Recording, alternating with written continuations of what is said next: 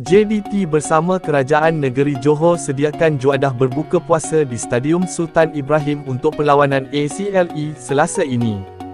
Kelab Bola Sepak Johor Darul Ta'zim, JDT, dan Kerajaan Negeri Johor berbesar hati mengalu-alukan para penyokong Harimau Selatan berbuka puasa sebelum aksi perlawanan peringkat 16 terbaik Liga Juara-Juara Elit, ACLE, 2024 hingga 2025 menentang Buriram United pada Selasa ini, 11 Mac.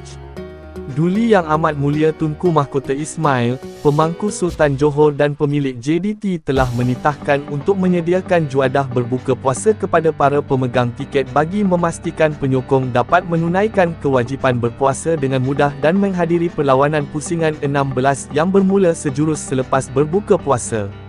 Makanan yang telah dibungkus akan diedarkan di semua pintu masuk penyokong ke ruang tempat duduk stadium dan di tempat letak kereta Zon 3 mulai pukul 4:30 petang dan seterusnya. Antara kepelbagaian menu yang ditawarkan termasuklah bubur lambuk, KFC, buah kurma, mi goreng, kulit kawah, minuman dan banyak lagi.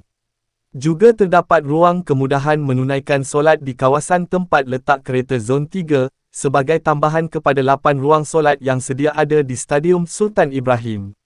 Luaskan kuasamu Johor.